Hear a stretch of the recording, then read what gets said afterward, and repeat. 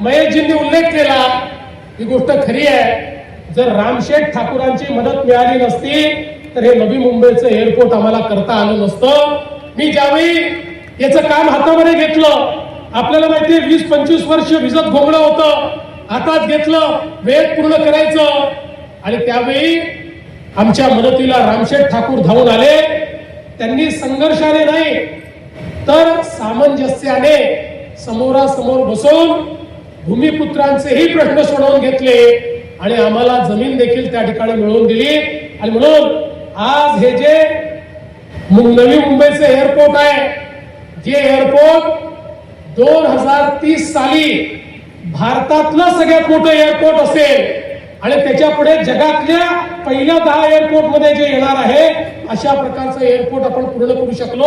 त्यांच्यासारखा नेतृत्व गुण असलेला व्यक्ती या ठिकाणी होता म्हणून.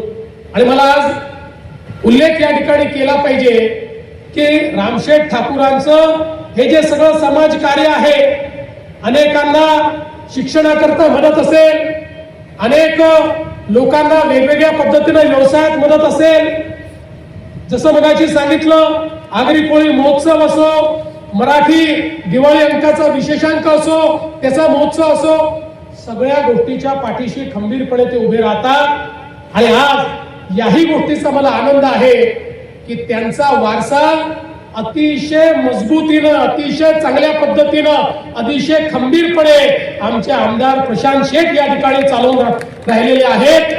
अतिशय शांत, धीर गंभीर, कामास काम ठेवणारे पण सर्वसामान्यांकरता झटणारे, ज्यांनी खऱ्या अर्थानं या पनवेलकरांचा टोलचा प्रश्न सोडवून त्या ठिकाणी एक नेता कसं सरकारला वाकवू शकतो हे आपल्याला मागच्या काळामध्ये दाखवलं. मला असं वाटतं की निश्चितपणे रामशेठ ठाकूरांचा जरी त्यांनी राजकारणातनं त्या ठिकाणी निवडणुकीतनं संन्यास घेतला असला तरी राजकारणामध्ये तुमचा वारसा अतिशय समर्थपणे तुमची मुलं चालवतायत, ही देखील अतिशय आनंदाची गोष्ट आहे.